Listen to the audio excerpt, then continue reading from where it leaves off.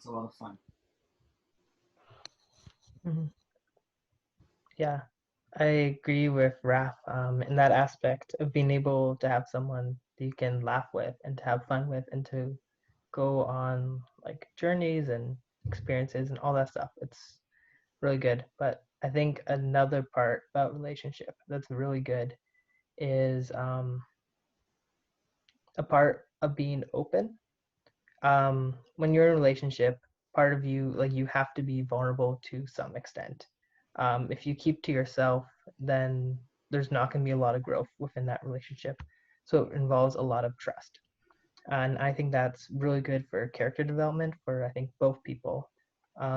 Yeah, just having someone that you know you can talk to and someone that you know has got your back. Mhm. Yeah, I agree with Trevor. Just having somebody who is like actually your best friend. Um, I'm very much somebody who's like, you should date your best friend kind of thing.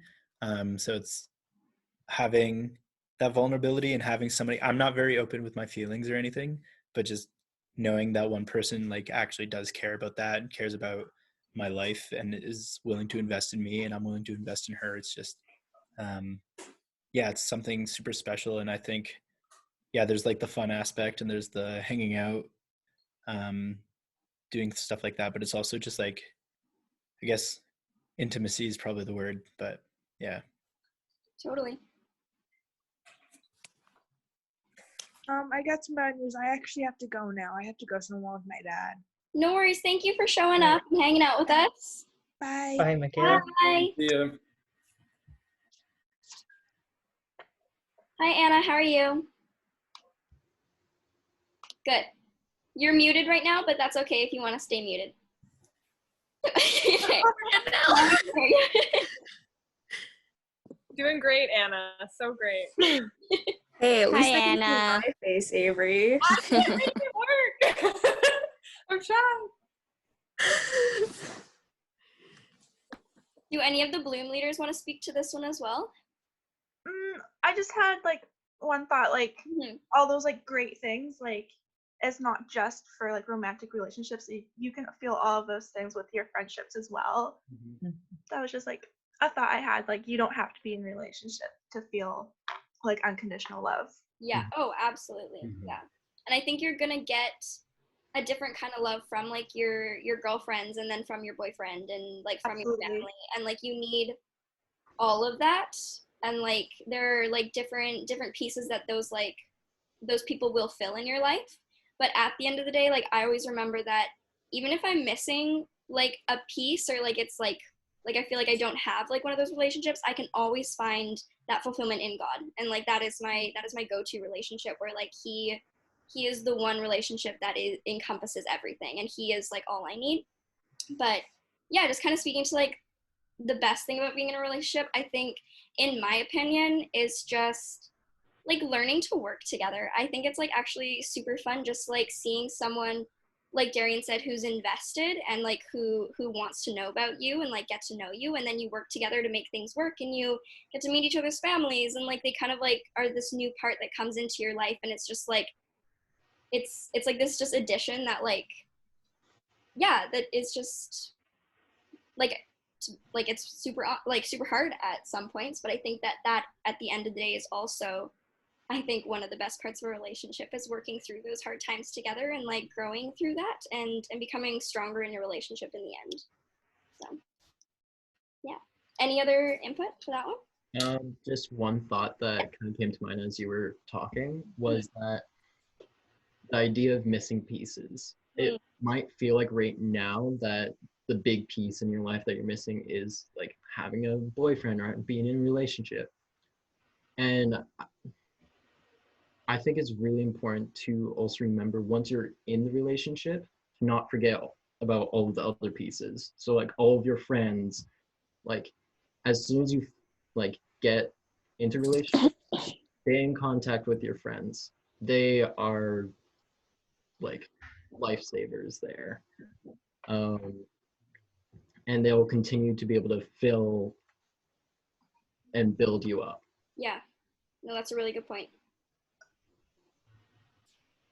Yeah, because I know like even if like especially if it's your first relationship, it can become like super exciting to like now like have this boyfriend or girlfriend for you guys.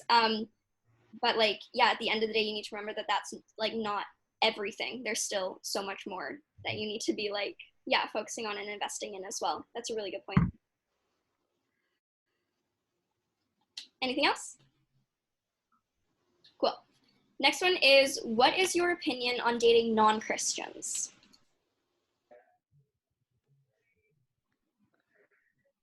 Yeah, I think not. I don't think dating non-Christian is wrong, but I think it may bring a lot of challenges or difficulties to the relationship. Um, it's I think it's always harder for people who have um, polarly different views on something for them to get along. It takes a lot more work and it takes a lot more effort. So it can definitely be done. I believe that. But it just means you might have to put in a little bit more work in terms of compromising and in terms of still standing firm to your beliefs. Um, God should always be number one in a relationship. If you're putting someone else in that position, then that might not, it might be a good time to just evaluate where things are at. Yeah, I think it can work.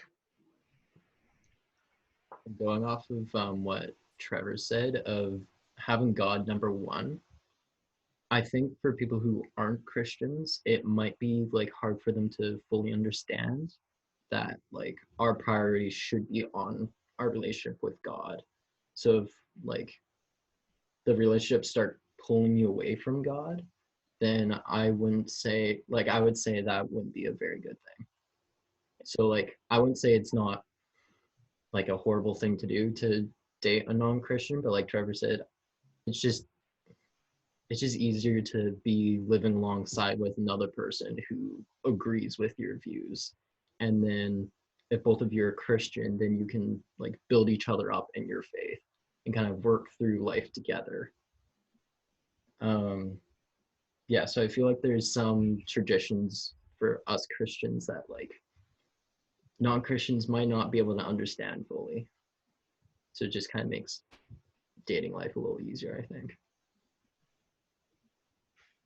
Someone once told me that the point of a relationship is not to make each other whole, but it's two broken people challenging each other to look at the person who is whole, and that is Jesus. So I think, like, I have seen like a Christian and a non-Christian date and get married and have a good life, and it was fine. I guess I wouldn't necessarily say it's like wrong, but I wouldn't advise it. But like there needs to be like those intentions there, and just I guess like safe boundaries too, of like, yeah, what are my intentions in this relationship with this person? But yeah, I do definitely think that the point of like having that romantic relationship and dating and getting married is to like to point each other to Jesus. So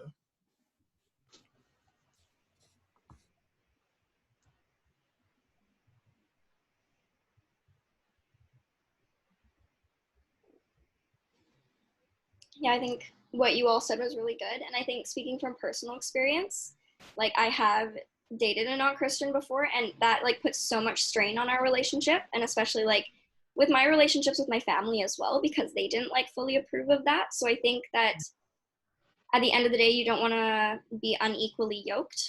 And I think that you need to, yeah, like Trevor said, it's always God first in any relationship. And just, I think remembering that will kind of direct you in on the right way. So yeah, that's awesome. Thanks, guys. Anything else? Cool. Okay, so we kind of already went through this one. Is it okay for girls to make the first move? And you guys said yes. So I think unless there's anything else you want to say about that. How do you get a guy to notice you? So what can a girl do to get a guy to notice her? First of all, be yourself. You shouldn't have to change for a guy. If he doesn't like you for who you are, then he's not worth your time.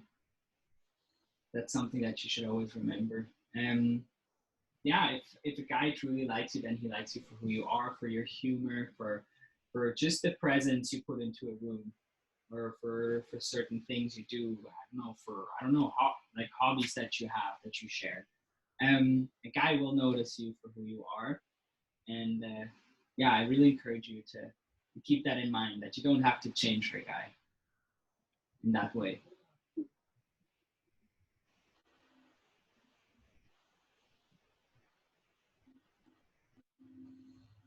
Are you all in agreement? Yep. So just be yourself. That's Yep. how you get a guy to notice you. Probably the only thing that I would add on to that is like the expectation on everyone, especially in high school, is to be in a relationship. But honestly, I think like they'll just come in time. Like,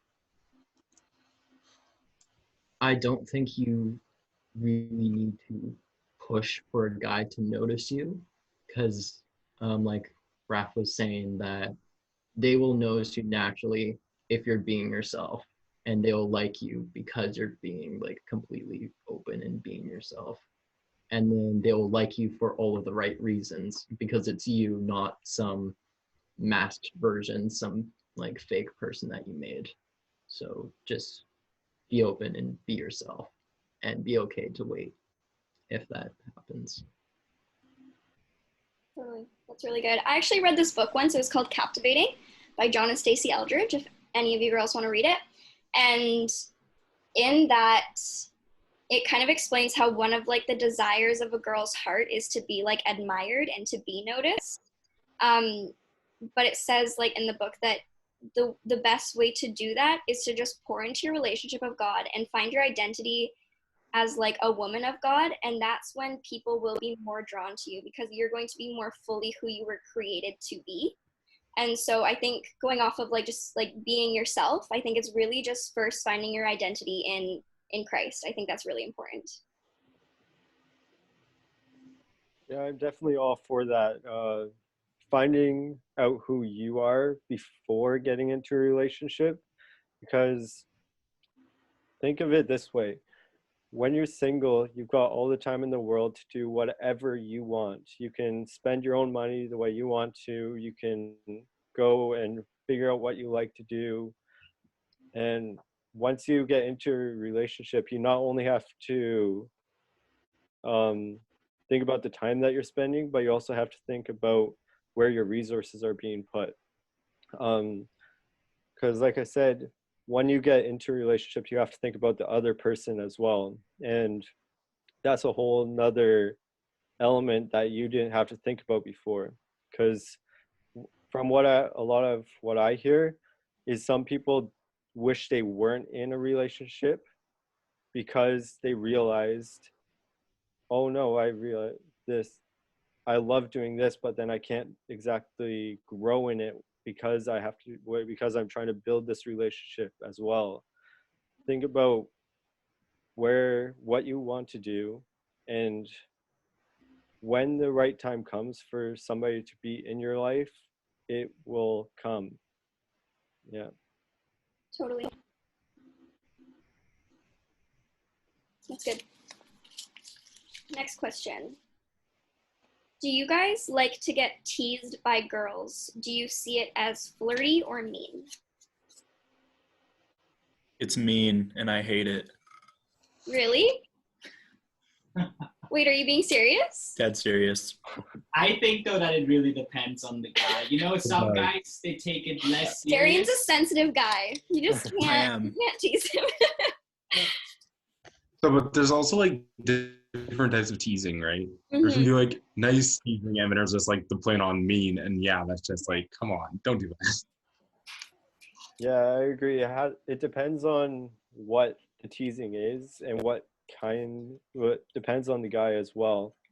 I was in a friendship with this girl, and there was a lot of teasing, like joking around and saying like you're trash and stuff like that, but in the end, does that really build you up? Not really.